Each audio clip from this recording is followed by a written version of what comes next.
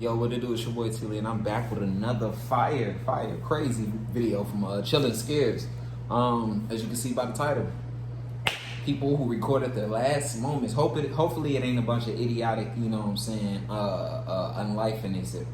That's what you call it? Unlifing themselves. Yeah, hopefully it ain't people doing that, you know what I'm saying, on camera and stuff. Yeah, but we're just gonna jump on into this right now. But before we do, make sure you like, subscribe, turn on that post notification bell. You already know we on that road to 100K subscribers. So let's go jump into this. Ivan Lester McGuire was a 35-year-old skydiving expert who lived in the small town of Franklinton, North Carolina. He worked as a skydiving cameraman at the now-defunct Franklin County Sports Parachute Center, where his job was to capture photos and videos of clients who wanted their skydive jumps recorded. He'd been doing this every day for years, and April 2nd, 1988 was no different. Unfortunately, what began as just another routine workday would end in a sudden, irreversible tragedy. The day began smoothly, with Ivan successfully completing 2 dives by mid-afternoon. But it was an unusually busy Saturday, and before the sun could set, he was called in for a 3rd jump. He was already exhausted by this point, but didn't want fatigue to get in the way of his jump, so he agreed to the dive. The plane took off from the runway located right next to the sports center, and within just 15 minutes, it was soaring 10,500 feet in the air. After reaching this desired altitude, Ivan jumped first, making sure to keep his helmet-mounted camera pointed towards the client and their accompanying skydiving instructor. What you're looking at right now is a part of the footage that he captured. A few seconds after the jump, the other instructor opened his parachute, which was Ivan's cue to open his own. But when he reached for his ripcord, it wasn't there. Panic set in as he frantically disregarded getting a good shot and searched his body for the ripcord, hoping it was just stuck somewhere. And that's when he made the horrifying discovery. He wasn't wearing a parachute at all. And since the other instructor had already opened his parachute, he couldn't help Ivan in any way either. After realizing his situation, the only words that came out of Ivan... Yo, do you know how scared I would have been? I think that's one of the top fears that these skydivers probably have, is putting on the wrong, the wrong book bag or something for the parachute. Yo. Damn. Oh my God, no. The footage then became blurry as Ivan sped up to 150 miles per hour, or over 240 kilometers per hour. He crash-landed in a wooded area near the runway and likely passed away the instant he hit the ground. When rescue workers found his body, his camera equipment and the VHS tape he was recording on were broken into multiple pieces. Fortunately, investigators were able to splice together enough working sections to get a good picture of what happened before he jumped. They were able to rule out both foul play and the possibility that Ivan had intentionally chosen not to wear a parachute. But if that's the case, how could a seasoned expert with over 800 successful skydives under his belt simply forget to put on his parachute? He was exhausted, Unfortunately, none of the evidence the investigators were able to gather answered this question. But given his circumstances, a few popular theories have emerged that offer possible explanations for what might have gone wrong. The first of which is that this incident was the result of nothing more than ill-fated complacency.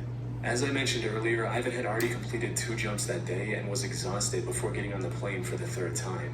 Maybe he assumed he was completely geared up, when in reality he was missing the most crucial piece of equipment. However, if he wasn't wearing anything on his shoulders, someone around him would have almost certainly noticed before the jump. Which brings us to the second and more likely possibility. The incident happened because of his camera equipment. You see, unlike today, where a tiny action cam is all it takes to film a skydive, back in the 1980s, recording that footage required bulky camera gear that had to be worn in a backpack. There's a chance Ivan and the others around him mistook this camera bag for the parachute and didn't realize the truth until it was too late. That said, while Ivan wasn't fortunate enough to survive, the footage of his accident stands as a sobering reminder for skydivers to always double, even triple check their gear. Yep.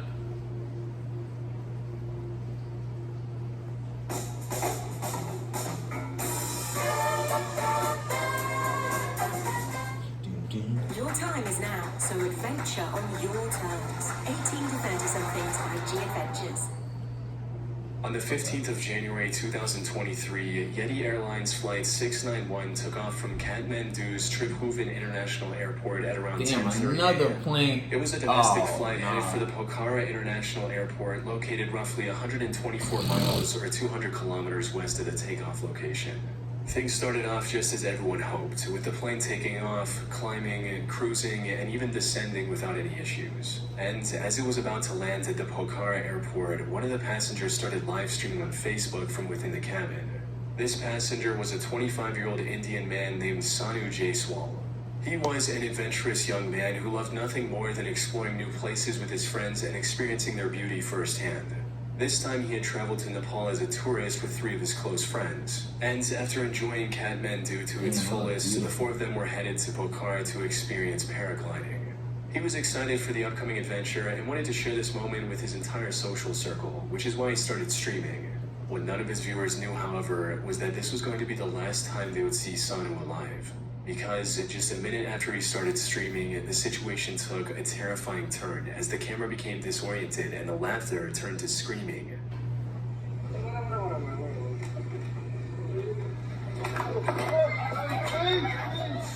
What followed was an extremely loud explosion.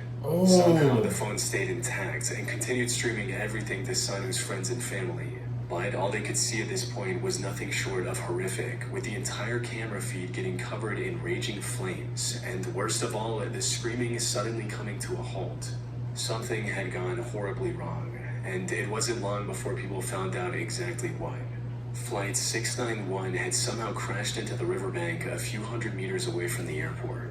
The crash also caused the remaining fuel to ignite. So by the time the rescue workers arrived on the scene, there was nothing left. The crash and the resulting fire had taken the lives of the 4 crew members and the 68 passengers. Sanu was among these casualties, as he unknowingly recorded his own final moments with no idea of the tragedy that was about to unfold. The only silver lining in this accident was that the plane barely missed the populated area right next to the river, which would have likely doubled, if not tripled, the losses. As for how things went so horribly wrong when the rest of the flight had been relatively smooth, a months-long investigation concluded that it was mostly due to human error. You see, the flight was originally supposed to land on runway 30, but for some unknown reason the pilot requested to land on the indirect runway 12. Now, the co-pilot, Anju Kariwada, was under training at the time, so it's possible the pilot requested the alternative route to teach her how to land at an awkward angle.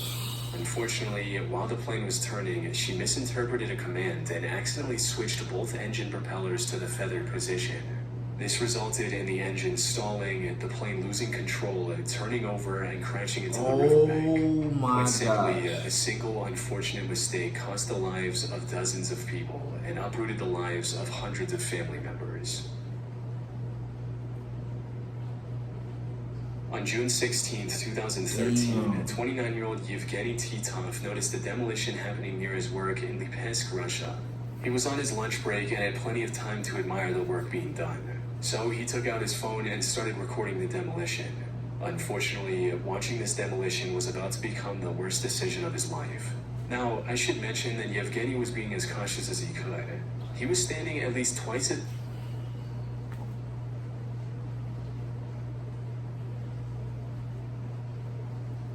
Why would he?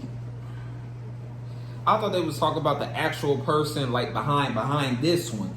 They talking about him. I'm like, damn, how he finna die? Like, it went back that far. But I understand. Why would you do that?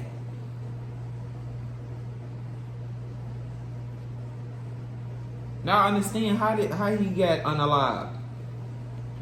Why?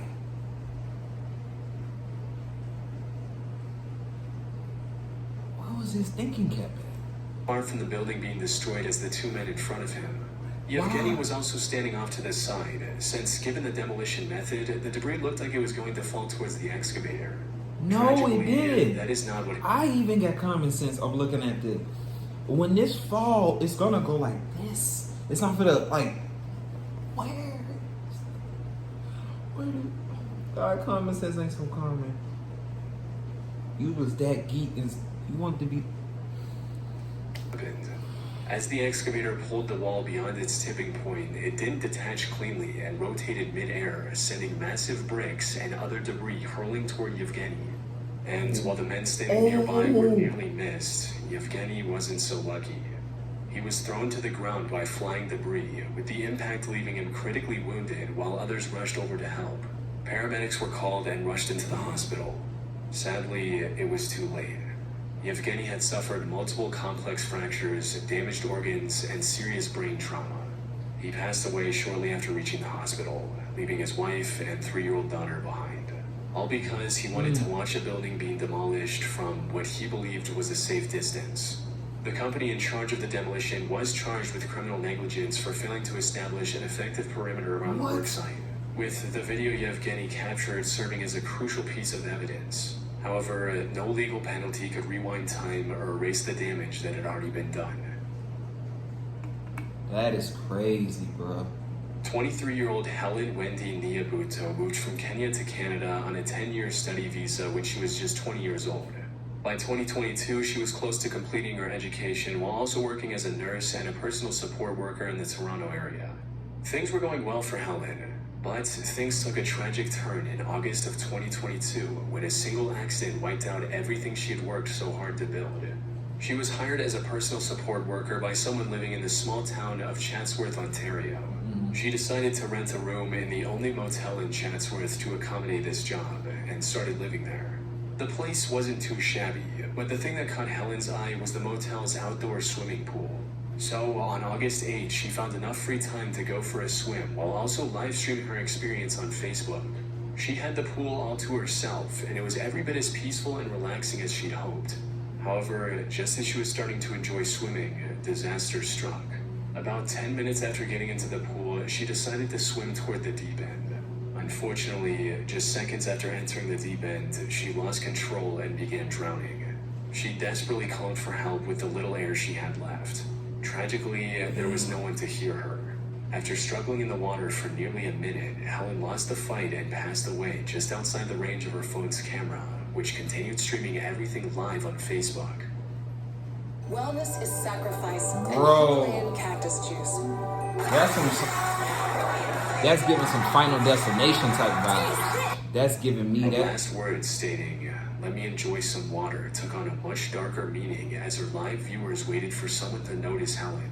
However, she remained unnoticed for nearly 3 hours until 2 other guests finally arrived at the pool and made the heartbreaking discovery while the live stream was still going.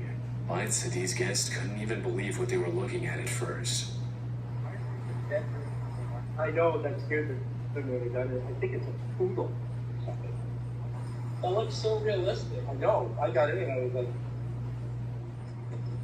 is that somebody? Walk over there. Like, what if it's actually somebody there? Because I'm not even sure that looks way too real. They eventually realized the truth and immediately contacted the motel management. Damn. By the time someone checked on Helen, she was long gone. The live stream helped prove that this was nothing more than a terrible accident, though that did little to soften the blow for her family. As her father stated, "I watched the video, I cried, it's terrible." What made the tragedy even more devastating was that Helen was the sole breadwinner for her family. Without her, they couldn't even afford to bring her body home to Kenya. Fortunately, when the story made headlines, the internet came together and raised over 66,000 Canadian dollars to cover her funeral expenses and help her family in their time of need, giving a somewhat bright ending amongst an absolutely tragic situation. You just lost Malcolm to Armin Schmieder was a 28-year-old Italian man with a R.I.P. love for to extreme Malcolm too, sports. bro. He originally started with skydiving and performed countless jumps across Europe. Come on, But as time went on, he started getting bored of skydiving and wanted to try something even more extreme. So, sometime in 2015, he switched from skydiving to wingsuit base jumping. Learning a brand new sport, especially one as dangerous as wingsuit base jumping, was quite risky. But Armin managed to pull through and became quite proficient at it in just 1 year. What he didn't know, however, was that his luck was about to run out. On the 26th of August 2016, Armin climbed to the summit of Mount Kangersteg in the Swiss Alps. On this day, he wanted to live stream his adventure, which started with him putting on the equipment and getting ready for the jump. But since he didn't have any streaming-capable action camera or a secure mount for his phone, he came up with an alternative solution, where once he was fully geared up, he told his viewers, "Today you fly with me," and put the phone in his pocket. All his viewers could see now was the darkness inside of his pocket, with some light bleeding through the fabric. But the audio was still clear enough to understand what was going on, like Armin counting down and making the jump. Right.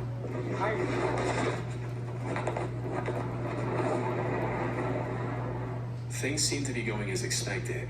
However, about 20 seconds after he made the jump, his phone captured the sounds of Armin screaming, crashing into the mountainside, and rapidly rolling down the steep terrain.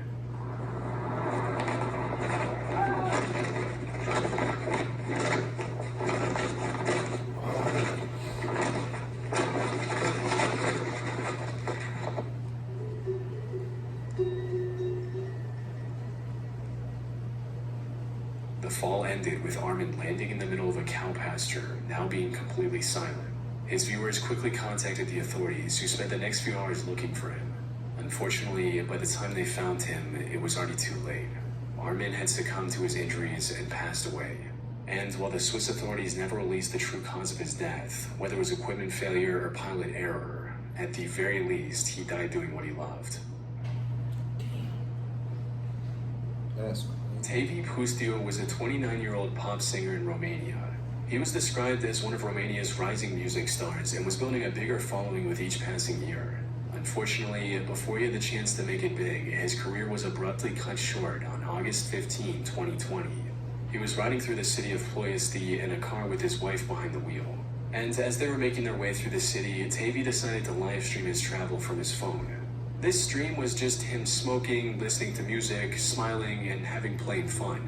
But then, a few minutes into the stream, his wife stopped the car at a crossing of sorts.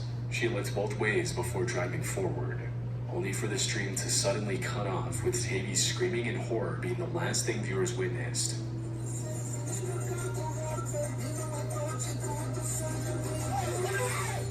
As it turned out, the two were crossing a railway line. And while his wife did look both ways, she somehow missed the train barreling towards them. By the time they noticed, it was already too late.